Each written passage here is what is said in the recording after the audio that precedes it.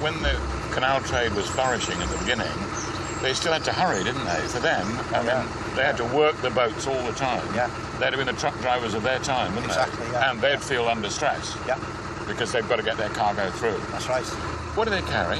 All sorts of cargoes, stone, slate, bricks, lime even. Lime. Carried lime. Lime was a vital industrial material. Lime kilns sprung up across the region. The best preserved one is at Llanymmonach. Glyn Gaskell helped restore it. Well, this is the Hoffman rotary kiln, and this one has been restored recently, and as far as we know, it's the only one in the country which has got the chimney with it. Oh, right. Right, so this stuff, this is just, well, it's perfectly ordinary limestone, isn't it? But incredibly useful. Yeah. Because once it's been heated for 2 or 3 days in the kiln here at 1,000 degrees C, Yeah. it changes into quicklime. It's amazing. Magic. Just Absolute cooking magic. with bricks. Yeah, extraordinary. And it's moved, this quicklime, by canal. Absolutely. It was used as a building material to make mortar. So this, what we can see here, is actually lime mortar. That's mortar made from lime. And the magic thing about lime mortar is that it sets underwater. So when you're building your canal and you want to build your locks or whatever, you can build it with lime mortar and it will set even if the canal's in water. These slits, as you can see all the way around, is where the coal is fed in from the top, and that provides the fuel, the heat, the energy to roast the limestone. It was a remarkably efficient process, and before cement was used, quicklime quite literally held Britain and its canals together. Today, the Llangollen Canal is one of the most popular, attracting 15,000 boaters a year, and nearly all tourists. You're from Holland, are you? But you've got your own canals in Holland. Yeah, right. Well, that's good, isn't it? Someone from Holland appreciating our canals. Very nice. Well, welcome.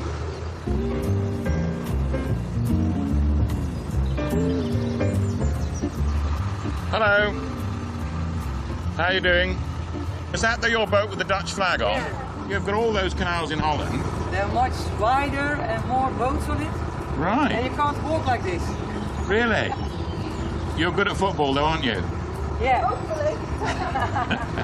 They may be good at football, but when it comes to canals, I reckon we've got the edge on them. There's a close one. I've got to be careful. This hat's my living.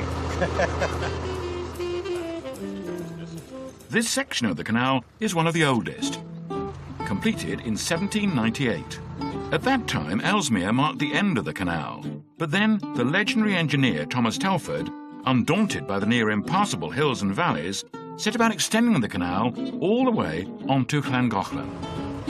Telford was the genius behind many of Britain's canals. He thought of every detail. Here at Ellesmere, he built a forge where metal workers could make tools and equipment. Telford also built a dry dock where boats could come in to be repaired, and it's still here today. Madeleine Bradbury and Paul Wiseman are using it to restore their boat. Hello. Hi. Madeleine, how are you? Hello. Well, this is a magnificent boat, isn't it? Yeah, we're really proud of her, Are you? actually. Yeah, we are. But we've had people looking at our pitting. It's where the black has been worn through and the steel has actually started to be undermined. So I could say, do I say I like your pitting, or I'm a bit worried about Apparently this doesn't even qualify as pitting, Oh, doesn't which it? is deeply reassuring. Right, so I say, not much pitting. Not much pitting. Oh, right. What about this? Sacrificial anode. That's put on... Sacrificial? Sacrificial. Why is it sacrificial? Because it gets eaten away. When it goes on, it's all shiny. Yes. And then this attracts the electrolysis. So do I say those are good anodes? Yes. OK, so I'll just try... So I'll do this whole thing. OK. Not much pitting, and those are good anodes. Excellent, John. OK, all right, so we've done that bit. You're going to show me the inside, which is more your area. Do you want to have a look? Yes, we do. Oh, right. I haven't tidied up or anything. No, it doesn't matter. Right. Is that... Oh, that's right. Hang on tight. Whoops. We're OK. You're done. Right, we're here. OK. Well, there's quite a bit of work to do, isn't there? So we had a look at quite a few boats before we designed this, and we did this one for us. Bathroom. Now, what's behind here? Oh, bedroom. bedroom. No, wait a minute. What's this on the door? Oh, that's her. Work in progress. I sit on the loo and look at her and... All right. Yeah, I paint bits out sometimes. So you painted this? Yes, I painted Did Paul ask you to do that, or...? No, I do nudes on my lampshades. Now, what do you think, Paul? Well, when I'm sitting there, John, I sort of contemplate, and... It's a bit on the saucy side, is it? Well, it's quite... Well, is it saucy? No. Natalie loves it. She's not saucy. No, all right. Have you ever seen a woman look like that? Well, not this week, no. Right, OK. Next door to the dry dock is Thomas Telford's forge. Telford was a groundbreaking engineer, one of the very first to build structures out of iron. Here at Ellesmere, many of the metal parts used to bridge this canal into Wales were made. Today, the forge is run by blacksmith and metalworker Rowan Taylor. Hello. Hello. How do you do? Hello, Rowan. Well, it's wonderful, isn't it? This is a traditional... It was built in 1805 by Thomas Telford as part of the extension of the canal from here up to Llangollen. Right. It's amazing that it's still here, isn't it? It is, yeah. It's pretty much unchanged. For you, what's the excitement? What's the interest? Making things. I get to make things out of metal using fire. It's great. You're not an ordinary blacksmith, are you? Well, I'm a canal-side blacksmith, so Yeah. I do restoration work for the canals, obviously, because there's a lot of old ironwork that needs maintaining and repairing. Everything, all the technology is 18th century technology. Pretty much, yeah. There's no point in repairing 18th century ironwork with an arc welder. This is a forge from the Industrial Revolution, isn't it? It is, yes. It's industrial archaeology at one level, but it lives, though. It does, yes. It's not a museum exhibit, it's actually a running business. This is a difficult question, but do you think I might be able to help you in some Pretty way? sure you can give me a hand. Do you think so? I do, yeah. I'll have to change your hat, though, because Right. I'll catch fire. Catch fire? Yeah. All right, OK. Right, that's the hat. Give you some attractive safety specs as well, All right. in case anything spits out of the fire and hits you in the face. All right. What do I need this for? That'll be to stop your nice shirt burning. Well, I'm already half a blacksmith because I've got the gear on. There we go. Oh, a bit tight. No, it's OK. Perfectly all right. Thank you very much. All right. Yeah. So I'm just going to rake this up a little bit. OK. Whew. It is hot work, isn't it? It is, yes. We've not even started yet. We haven't started. Well, I already feel like a drink. OK. I'll go a little bit slow so you can see what I'm doing as well.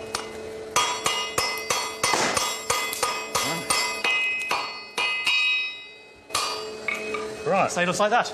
OK, but you've got to have a very Happy good to eye, help. haven't you? You do, yes. It does help. You've got to be good with shapes and sizes. Yeah, I'm not sure I'm that good with shapes and sizes, but this is quite frightening, isn't it? What if I make a mistake? Let's hope you don't. Oh. Telford's ironwork was made in this way. This could hurt someone, couldn't it? It could. OK, right, we're here. Right, there are your marks. OK, ready? Off you go. A lot of sweat and a lot of muscle, heating iron until white hot and then hammering it into shape. I wish I knew what we were doing.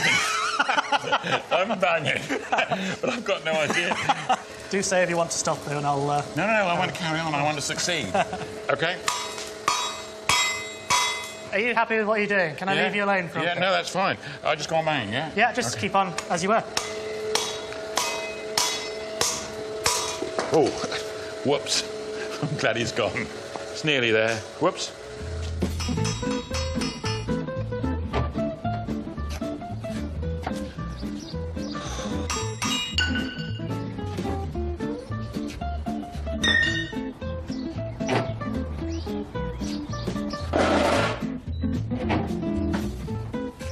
Well, I'm not saying it was easy, no. But we did it. Look, we did it. I carry on from Ellesmere and head towards Chirk. My exertions at the forge have left me quite exhausted. My aching bones are reminding me of just how tiring life would have been on the canals 200 years ago. It was all hard graft, but today a canal boat is one of the most leisurely experiences there is, and one of the most soothing places to fall asleep.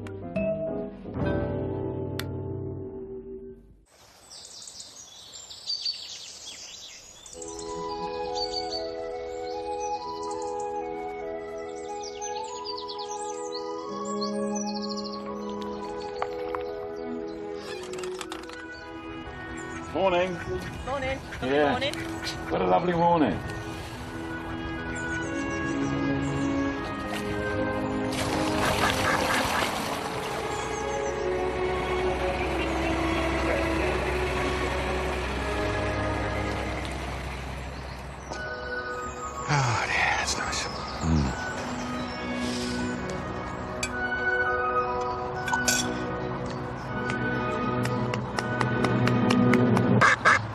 no salt. I mean,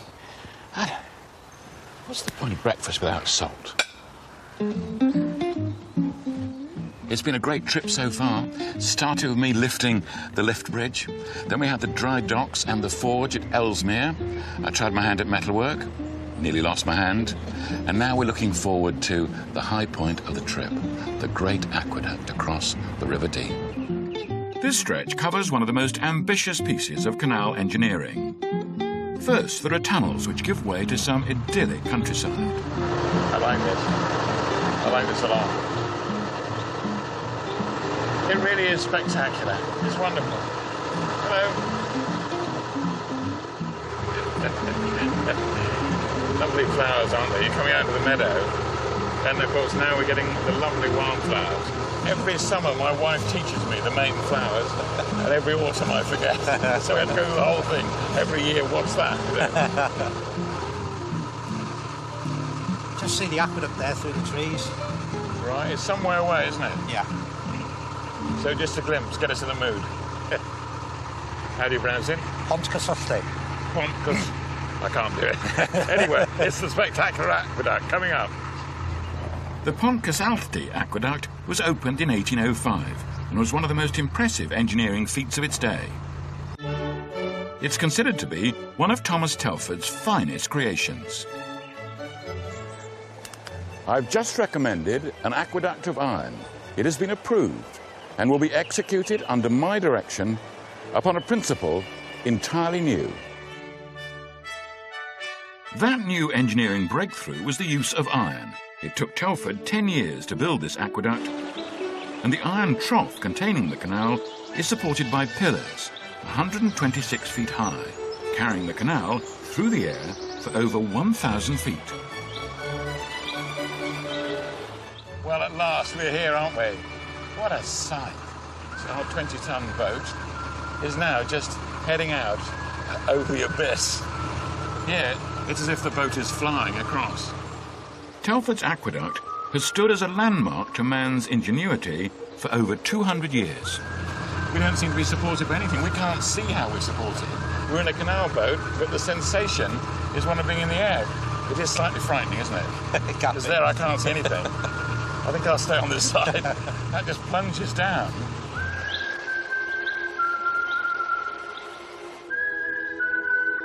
We're flying across the Dee Valley. Oh, and by the way, with us is a 20-ton canal boat, and one calm person, that's you, and one overexcited person, that's me. It's one of the greatest pieces of canal engineering that you could ever see anywhere in Britain.